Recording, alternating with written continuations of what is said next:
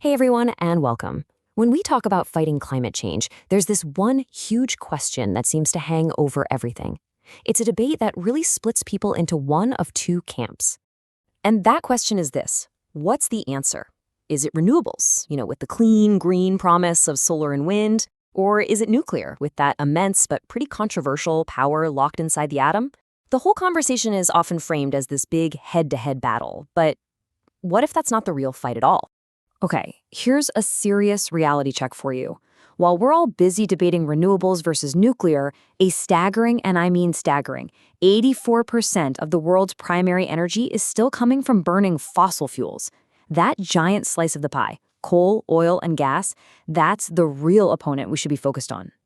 So, the true scale of this challenge isn't about picking a single winner between two clean options. No, it's about figuring out how on earth we're going to tackle our overwhelming addiction to the very things that are warming up our planet. And just to make things a little spicier, this challenge is getting harder every single year. Get this, in just the last 2 decades, our global appetite for electricity has surged by 73%. So we're not just trying to replace old, dirty power plants, we're trying to do it while our demand is absolutely exploding. All right, let's start by looking at our first major contender: renewables. They're often hailed as the future, and for good reason. They represent the incredible power we can pull directly from nature, and man, are they growing at a record pace. And the reasons for this boom are crystal clear. I mean, the cost of solar and wind has just plummeted, making them the cheapest source of new electricity in a lot of places. The tech itself is improving so fast. We've got more efficient panels, massive offshore wind farms, and battery storage is finally starting to catch up. But, and this is a big but, renewables have a fundamental challenge. They're intermittent. Solar panels, for example, they generate the most power right around midday when the sun is high. But when do we actually use the most power? In the morning when we get ready for work, and in the evening when we all get home. The sun doesn't always shine, and the wind doesn't always blow exactly when we need that power the most. This reliability gap is exactly what brings us to the other major low-carbon player on the field: nuclear energy. It offers a direct, powerful solution to that intermittency problem, but as we all know, it comes with a pretty heavy dose of public controversy. So how does it actually work? Well, it's actually way more straightforward than you might think. At its heart, you have nuclear fission. That's just the splitting of atoms, which generates a ton of heat. That heat boils water, which creates high-pressure steam. That steam then spins a turbine that's connected to a generator, and boom, just like that, you've got reliable 24/7 electricity. Now, what's really exciting here is that this technology is not standing still. A whole new generation of nuclear is coming online, and it's directly addressing those old fears. We're seeing designs for smaller, modular reactors that are way cheaper and faster to build, and they come with incredible new safety features. And maybe most importantly, there's cutting-edge research happening right now into recycling nuclear waste into new fuel, which could solve one of the biggest historical problems. So here we are, right back at this apparent standoff.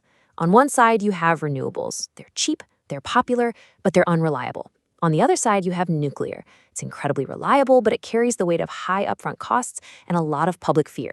It really feels like we have to choose between these two imperfect options. But hold on a second. What if pitting them against each other like this is just fundamentally the wrong way to think about it?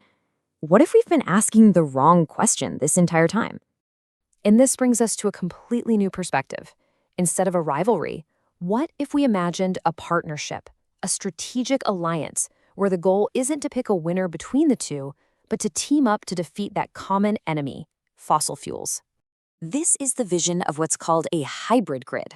In this kind of system, solar and wind provide massive amounts of super cheap energy whenever they can. And at the same time, nuclear power provides that constant, reliable base load power. That's the minimum juice the grid needs 24/7 just to function, which keeps everything stable. See? They actually complement each other's weaknesses and amplify their strengths. This quote really captures that crucial shift in thinking that's happening among a lot of energy experts.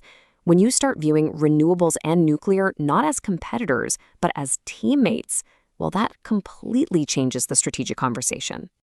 So ultimately, the path forward isn't about betting everything on one single technology. It's about smart strategy. It's about building a diverse, resilient energy portfolio that gives us the absolute best chance of success.